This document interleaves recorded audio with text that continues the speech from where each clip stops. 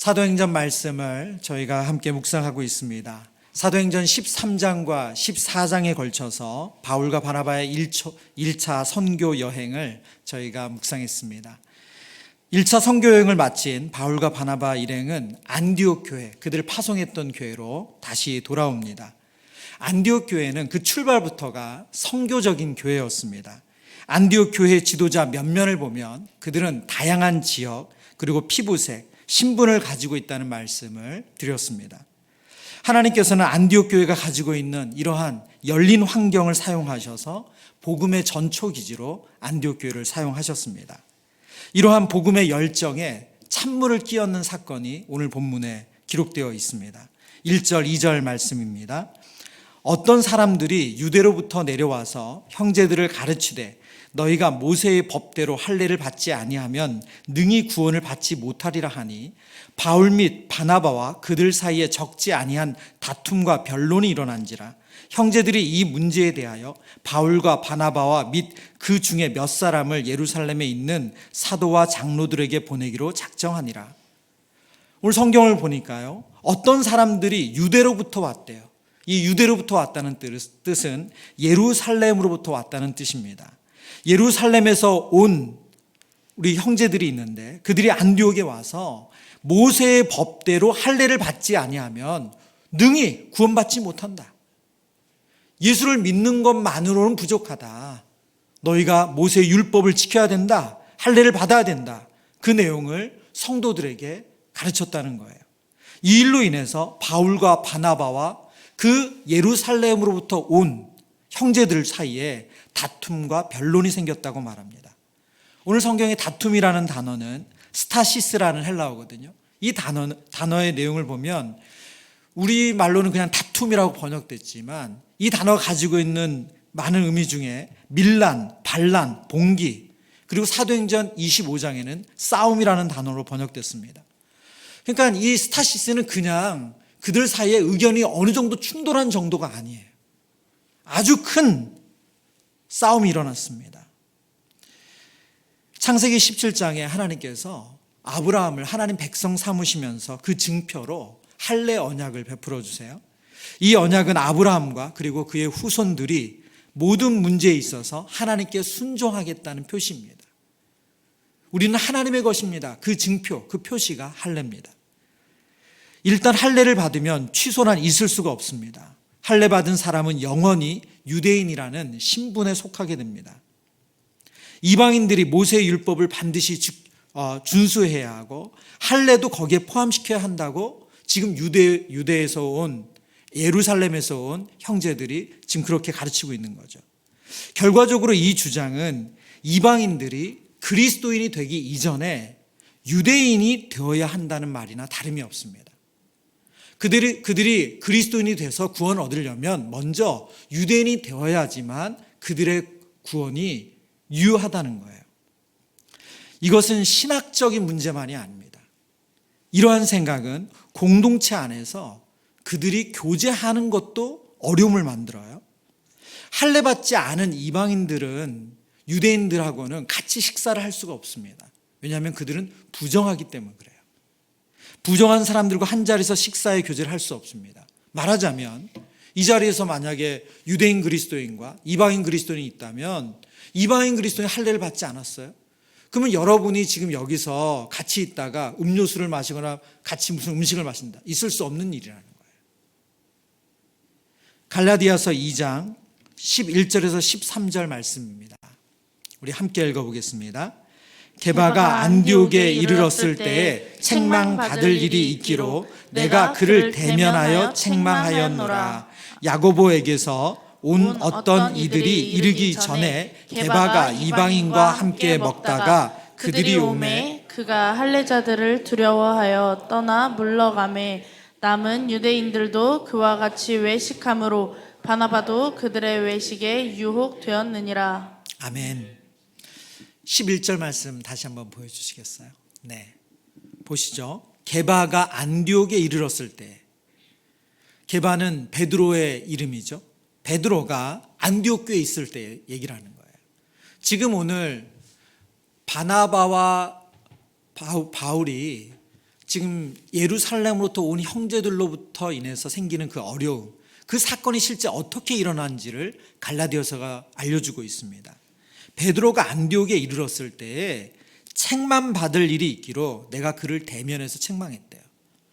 지금 바울이 베드로의 행동에 대해서 당신 정말 잘못한 거다, 당신 정말 하나님의 뜻에 안 맞는 행동을 한 거다라고 책망을 했다는 거예요. 12절입니다. 야고보에게서 온 어떤 이들이 이르기 전에, 이 야고보에게서 온 어떤 이들, 이 야고보는 오늘 사도행전 15장에 보면 예루살렘 종교회의의 마지막 발언을 했던 그 야고보입니다. 예수님의 형제 야고보예요. 성경학자들은 이것은 야고보가 이 사람들을 보냈다는 뜻이 아니라 이들이 스스로 우리는 야고보가 보낸 사람들이라고 주장했다고 해석을 해요. 그러니까 예루살렘부터 온 사람들이에요. 그 사람들이 게바와 이방인과 함께 먹다가 그들이 오매, 지금 베드로와 이방인 그리스도인들이 함께 식사를 했어요. 할례 받지 않은 이방인 그리스도인들이, 헬라인 그리스도인들이 같이 교제를 하면 식사를 한 거예요. 그러고 있다가 누가 왔어요? 야고보에게서 온 사람들, 예루살렘에서 온 사람들, 유대로부터 온 사람들, 할례를 주장하는 그 유대인 그리스도인들이 와서, 그러니까 어떤 일이 벌어집니까? 그가 할례자들을 두려워하여 떠나 물러가매. 13절, 남은 유대인들도 그와 같이 외식함으로 바나바도 그들의 외식에 유혹되었다. 여러분, 이 외식이 밖에서 식사하는 거 아닌 건 아시죠? 네.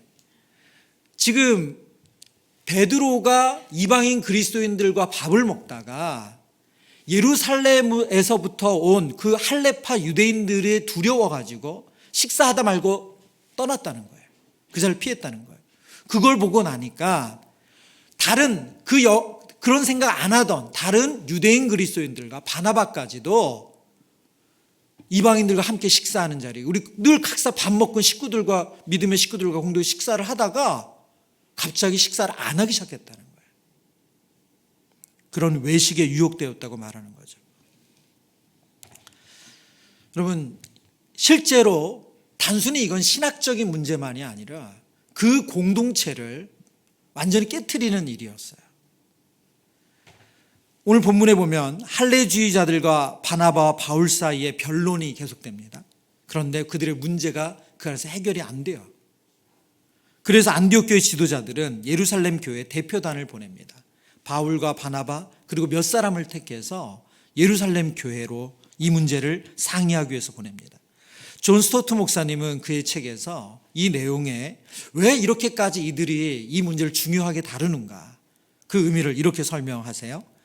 예루살렘의 지도자들이 이방인들의 회심을 승인해 준 것, 이방인들이 하나님께 돌아온 것, 승인해 준 것은 별개의 문제였다. 하지만 그들의 할례 없는 회심, 율법의 행위 없이 예수님을 믿는 것, 유대교에 포함되지 않은 채 메시아께 헌신하는 것을 승인해 줄 수 있을 것인가? 그들의 시야는, 그러니까 유대인 그리스도인들을 말하는 거죠. 그들의 시야는 그리스도의 복음을 유대교 내에서의 개혁운동이 아니라 전 세계를 위한 좋은 소식으로 볼 만큼, 그리고 그리스도의 교회를 유대교의 한 종파가 아니라 하나님의 국제적인 가족으로 볼 만큼 충분히 넓었는가, 이런 문제라는 거예요. 지금 유대인 그리스도인들 안에서의 생각이 어떤 생각을 가지고 있냐, 바로 유대인 그리스도인들 안에서 예수님을 믿는 사람들을 생각할 때 유대인의 한 종파처럼 생각을 할 수 있다는 거예요. 그들이 할례를 받고 율법을 지켜서 그리고 예수님 믿어야지 구원받는다고 말하면 그건 유대계 종교 안에 하나의 종파처럼 전락하는 거라는 거죠. 1차 선교 여행 후에 예루살렘 교회에 모인 종교회의는 이런 의미에서 아주 중요한 회의였습니다. 그리스도의 복음이 유대교 내에서의 개혁운동이나 유대교의 한 종파가 아니라는 것을 확인하는 자리이기 때문에 그렇습니다. 이만큼 안디옥 교회에 일어난 문제는 한 교회 안의 문제가 아니라 복음이 전해지는 모든 곳에서 일어날 문제였고, 그래서 반드시 짚고 넘어가야 될 일이었습니다. 오늘 본문을 묵상해 보면 안디옥 교회와 예루살렘 교회가 이 문제를 해결하는 과정에서 우리에게 큰 도전과 소망을 줍니다. 그리고 성숙한 공동체로 성숙한 교회로 나아가는 길을 우리에게 알려주고 있습니다. 그 첫 번째는, 성숙한 교회로 나아가는 첫 번째는 다른 생각에 귀를 기울이는 교회의 모습입니다. 6절 7절 말씀 우리 같이 읽어보겠습니다. 사도와 장로들이 이 일을 의논하러 모여 많은 변론이 있은 후에 베드로가 일어나 말하되, 형제들아 너희도 알거니와 하나님이 이방인들로 내 입에서 복음의 말씀을 들어 믿게 하시려고 오래전부터 너희 가운데서 나를 택하시고. 아멘. 6절 말씀에 보면 사도와 장로들이 이 일을 의논하러 모였대요. 그리고 7절 시작을 많은 변론이 있은 후에라고 시작합니다. 의논하러 모였다라고 할 때 의논이라는 단어는 에이돈이라는 헬라어거든요. 에이돈이라는 헬라어는 아주 직관적인 언어예요. 처음은 보다라는 뜻입니다. 근데 그 보는 이유가 뭐냐면 이해하려고 보는 거예요. 이해하기 위해서 보는 것이 에이돈입니다. 헬라어적 오늘 본문에 쓰인 이 에이돈의 사전적 의미는 알아내다, 어떤 명제의 진실을 보거나 명확하게 인식한다라는 의미를 가지고 있습니다. 그러니까 그들은 정말 이것이 어떤 문제인지, 무엇이 우리가 고민하는 내용인지를 그걸 정확하게 보길 원했던 거예요. 7절에 보면 그러기 위해서 많은 변론이 있었다고 말합니다. 그냥 한두 사람의 얘기를 듣고 끝난 것이 아니라 끊임없이 그들 안에 유대인 그리스도인들의 생각, 그리고 그 율법주의적인 생각을 버려야 된다라고 말하는 바울과 바나바 같은 사람들의 생각, 그 이야기가 서로 안에서 끊임없이 오갔다는 거예요. 예루살렘 교회에 모인 모든 사도들과 장로들은 그들의 이야기에 서로 귀를 기울였습니다. 4절에 그 대표적인 모습이 나오는데요. 4절의 5절입니다. 5절 말씀. 바리새파 중에 어떤 믿는 사람들이 일어나 말하되 이방인에게 할례를 행하고 모세의 율법을 지키라 명하는 것이 마땅하니라 하니라. 지금 이 사람들은 그리스도인이 된 사람들이에요. 예루살렘 교회 안에 있는 성도들이에요. 근데 그들이 뭐라고 말한다고요? 그 중에 바리새인 중에서 회심한 사람들인 거죠. 그들이 이렇게 주장하는 거죠. 이방인에게 할례도 행하고 모세의 율법을 지키라고 가르치는 것, 그렇게 명하는 것 너무나도 마땅하다. 그렇게 주장했다는 거예요. 4절 말씀을 볼까요? 4절입니다. 예루살렘에 이르러 교회와 사도와 장로들에게 영접을 받고 하나님이 자기들과 함께 계셔 행하신 모든 일을 말하며, 이것은 바나바와 바울 일행이 말하는 내용이에요. 양쪽의 이야기를 예루살렘 교회 장로들과 사도들이 다 귀를 기울이고 있습니다. 앞서 설명드린 것처럼 이 예루살렘 교회에 모인 이 종교회의는 아주 중요한 회의입니다. 그리스도의 복음이 유대교의 한 분파로 자리매김을 할 것인가 아닌가 하는 것을 분별하는 아주 중요한 회의예요. 그러나 그들이 이 아주 중요한 이 회의에서 그냥 주먹구구로, 아니면 원래 가지고 있던 생각대로가 아니라 서로의 이야기를 이해하기 위해서 끊임없이 서로 이야기를 듣고 또 그것에 대해서 반론을 제기하는 일을 해왔다는 겁니다. 여러분, 교회 안에서 기도 다음으로 중요한 일이 있습니다. 기도 다음으로 중요한 일이 있어요. 바로 대화예요, 대화. 서로의 이야기에 귀를 기울이는 겁니다. 오늘 안디옥 교회만 다양한 사람들이 모였습니까? 그렇지 않아요. 모든 교회에 정말 다양한 성도님들이 모였어요. 태어난 것 다르고요, 나온 학교 다르고요, 그리고 경제적인 형편이 다르고요, 가정 배경이 다르고요, 그리고 신앙생활했던 교회들이 다 달라요. 아마 우리 성도님들도 이 자리에는 장로교에서 신앙생활 하신 분, 감리교에서 신앙생활 하신 분, 침례교에서 신앙생활 하신 분, 순복음에서 신앙생활 하신 분, 또 뭐 장로교 안에도 우리나라 장로교가 많거든요. 예, 그 안도 분파가. 네. 여러 신앙생활 하신 교회가 다 달라요. 각자 경험한 세계가 섞이는 것이 교회입니다. 어디까지가 그 교회 문화인지, 그리고 어떤 것이 진리인지, 나는 진리라고 확신하며 믿었지만 그거는 그 교회에서만 했던 걸 수 있거든요. 그건 진리가 아니고 문화였던 거죠. 한양대 교육공학과 교수님이신 유영만 교수님이 쓴 생각지도 못한 생각지도라는 책이 있어요. 그 책에 이런 내용이 있습니다. 사람들에게 누구나 자기 나이만큼 키워온 개 2마리가 있다. 그 개의 이름은 편견과 선입견이다. 그렇게 울타리 쳐진 우리의 생각은 사각지대에 빠져 사각사각 죽어가고 관습과 타성에 젖은 우리 얼굴은 사색이 되고 상식에 덫에 걸린 인생은 식상해진다. 말씀을 이게 어떻게 할지 독특 잘 표현하시는 분이죠. 네. 사람들에게 누구나 자기 나이만큼의 키워온 2마리 개가 있는데 그 개의 이름은 편견과 선입견이래요. 여러분, 우리 안에 편견과 선입견을 벗으려면 우리가 상대방의 이야기에 귀를 기울여야 됩니다. 정말 귀를 기울이고 들어야 돼요. 예. 저분 또 저렇게 얘기한다가 아니라 그 이야기를 액면 그대로 듣는 훈련을 해야 됩니다.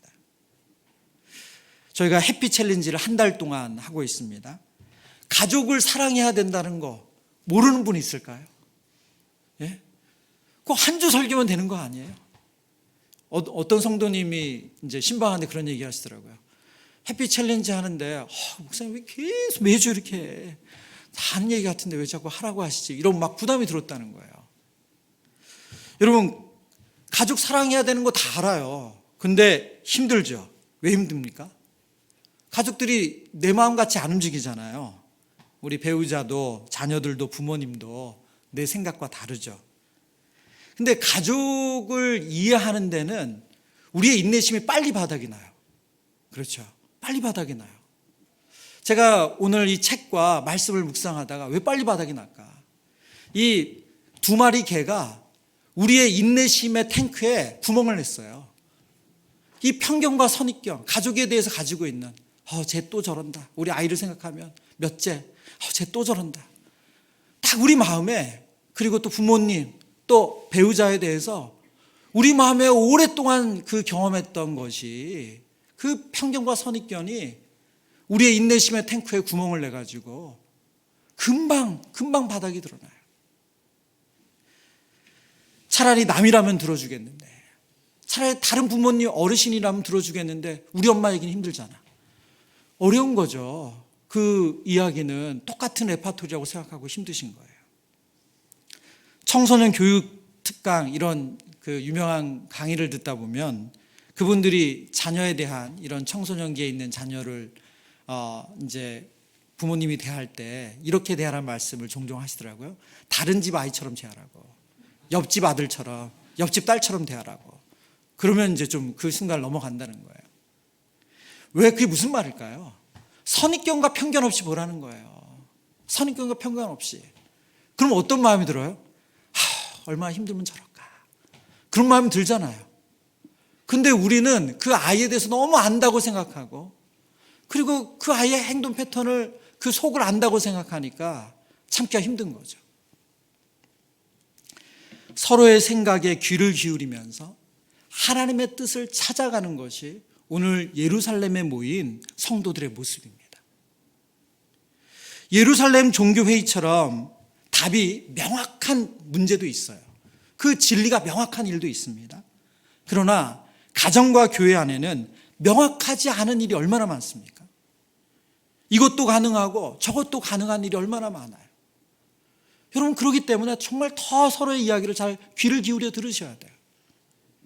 아이 영어학원 몇 살부터 보내야 될까요? 예? 아이 영어학원 몇 살부터 보내야 됩니까? 몇 살요? 예? 가끔 신방 가다 보면 키즈 영어학원들 많더라고요. 네. 몇 살부터 보내면 됩니까? 교회 안에 교육부서를 나눌 때 몇 명 이상부터 나눠야 될까요? 네. 몇 명 이상 모이면 유년부와 초등부를 나눠야 됩니까? 정해진 답이 없죠. 아이 몇 살부터 영어 공부 시켜야 되는지, 또 교육부서 아이들이 늘어난다고 몇 명 정도 되면 부서를 나눠야 되는지 정해진 답이 없어요. 여러분, 그래서 하나님께서 주신 지혜는 서로의 이야기에 귀를 기울이는 거예요. 예. 왜? 말하자면 어떤 엄마는 영어를 경험했기 때문에 얘는 몇 살부터 보내야 된다라고 확신 있게 얘기할 수 있고, 그 남편분은 좀 늦게 해도 돼, 그럴 수 있잖아요. 서로의 이야기에 귀를 기울여야 돼요. 성숙한 교회로 나아가는 두 번째는 말씀의 권위에 순종하는 것입니다. 오늘 본문 7절과 11절은 베드로의 연설입니다. 변론이라고도 할 수 있는데요. 베드로는 그가 경험한 이 일을 근거로 이제 변론을 합니다. 이 베드로의 변론이 의미가 있는 이유는 사도행전 11장에 보면 베드로는 이와 비슷한 사건으로 예루살렘 교회 앞에서 벌써 이 이야기를 한 적이 있어요. 변론을 한 적이 있습니다. 사도행전 11장 17절 18절, 베드로가 이와 비슷한 일로 예루살렘 교회 앞에서 그의 이야기를 다 한 다음에 그들이 얻었던 결론입니다. 제가 읽습니다. 그런즉 하나님이 우리가 주 예수 그리스도를 믿을 때에 주신 것과 같은 선물을 그들에게도 주셨으니 내가 누구에게 하나님을 능히 맡겠느냐 하더라. 그들이 이 말을 듣고 잠잠하여 하나님께 영광을 돌려 이르되 그러면 하나님께서 이방인에게도 생명 얻는 회개를 주셨도다 하니라. 고넬료의 가정에 베드로가 방문해서 그들과 먹고 마시고 말하자면 부정한 이방인과 교제했다는 이야기를 이 할례받은 그리스도인들이, 이 할례파 그리스도인들이 그 이야기를 듣고 베드로를 불러서 어떻게 그런 일이 있을 수 있냐고 했을 때 베드로가 자신의 하나님께서 경험케 하신 것을 다 이야기한 다음에 그들이 내렸던 결론이에요. 오늘 본문 10절 11절에 베드로는 한 번 더 자신이 경험한 일을 토대로 이렇게 그들에게 말합니다. 그런데 지금 너희가 어찌하여 하나님을 시험하여 우리 조상과 우리도 능히 매지 못하던 멍에를 제자들의 목에 두려느냐. 그러나 우리는 그들이 우리와 동일하게 주 예수의 은혜로 구원받는 줄을 믿노라 하니라. 지금 이방인 그리스도인들에게 할례를 받아라, 모세의 율법을 지켜야 된다 말하는 것은 우리도 능히 매지 못하는 멍에를 그들의 목에 매게 하는 거다. 그리고 우리와 동일하게 바로 예수 그리스도의 은혜로 그들도 구원받는다. 그러니 율법 지켜야 된다, 할례 받아야 된다, 이런 요구 우리가 해서는 안 된다, 그 말을 하는 거죠. 여러분, 오늘 예루살렘 종교회의는 이 베드로 사도의 자신의 경험에 근거한 이 확신 있는 이 변론으로 마무리되지 않습니다. 최종적인 결론은 바로 야고보가 오늘 본문에 나오는 하나님의 말씀을 근거로 제시했을 때예요. 오늘 본문 15절에서 17절입니다. 선지자들의 말씀이 이와 일치하도다 기록된 바 이후에 내가 돌아와서 다윗의 무너진 장막을 다시 지으며 또 그 허물어진 것을 다시 지어 일으키리니 이는 그 남은 사람들과 내 이름으로 일컬음을 받는 모든 이방인들로 주를 찾게 하려 함이라 하셨으니. 지금 야고보 사도는 아모스 9장 11절과 12절 말씀을 인용해서 하나님께서 우리에게 예언하셨다는 거예요. 말씀하셨다는 거예요. 이방인들이 하나님이 돌아오는 일이 있을 것이다. 반드시 일어난다. 말씀하셨다. 그런데 우리가 어떻게 그것을 제한하고 막을 수 있냐? 그 이야기를 하고 있습니다. 아모스 9장 11절 12절 말씀 우리 같이 읽어볼까요? 그날에 내가 다윗의 무너진 장막을 일으키고 그것들을 틈을 막으며 그 허물어진 것을 일으켜서 옛적과 같이 세우고 그들이 에돔의 남은 자와 내 이름을 일컫는 만국을 기업으로 얻게 하리라. 이 일을 행하시는 여호와의 말씀이니라. 아멘. 이스라엘의 회복을 하나님께서 예언하시면서 그날에, 그 이스라엘이 회복되는 그날에 다윗의 무너진 장막, 바로 유대인들을 말하죠. 유대인들의 회복이 있다.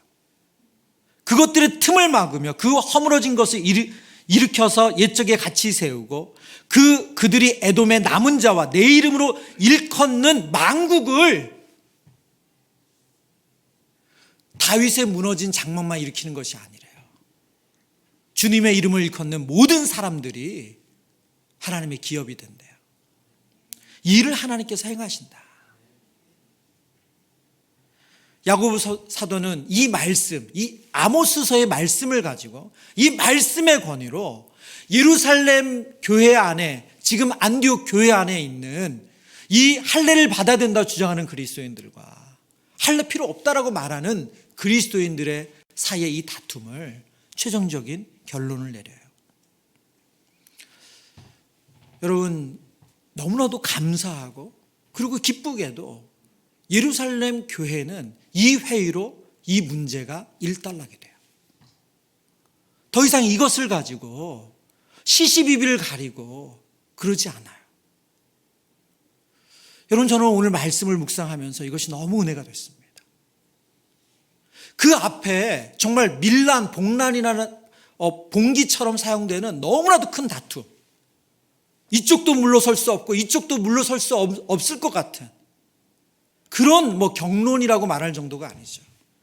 그런 치열한 싸움이 있었는데 그들이 서로의 이야기를 다 꺼내놓은 다음에, 그리고 아모스서의 말씀 앞에, 야고보 사도가 전한 그 말씀 앞에, 그 말씀의 최종 권위 앞에 그들이 다 아멘한다는 거예요. 그들이 다 따른다는 거예요. 여러분, 저와 여러분의 가정과 우리의 교회 안에 이런 은혜가 있어야 되지 않겠습니까? 그 이전까지는 내가 어떤 생각을 가졌든 어떤 마음을 가졌든 하나님의 말씀이 이렇게 가르친다면 그 권위 앞에, 그 말씀 앞에 내 할 수 있는 그것에 순종하는 교회, 그것이 바로 성숙함으로 나아가는 교회인 줄 믿습니다. 오늘 본문을 보면 사도 야고보가 그 아모스서의 말씀을 가지고 유대 그리스도인들이 가졌던 그 마음, 너희들이 할례를 받아야 되고 너희들이 율법을 지켜야 된다고 했던 그것에 대해서 정리해주고 난 다음에요, 그것이 끝이 아니었어요. 저는 이 구절을 읽는데 너무너무 지혜롭더라고요. 본문 20절 21절입니다. 우리 같이 읽어보겠습니다. 다만 우상의 더러운 것과 음행과 목매어 죽인 것과 피를 멀리하라고 편지하는 것이 옳으니 이는 예로부터 각 성에서 모세를 전하는 자가 있어 안식일마다 회당에서 그 글을 읽음이라 하더라. 아멘. 여러분, 야고보 사도는 아모스의 말씀을 전하고 나서 더 이상 율법 얘기 꺼내지도 마, 더 이상 할례 얘기 꺼내지도 마, 그걸로 끝한 게 아니에요. 앞서 말씀드린 것처럼 이것은 단순히 구원을 어떻게 얻느냐 신학적인 문제만이 아니라 그들의 공동체 문제라고 말씀드렸잖아요.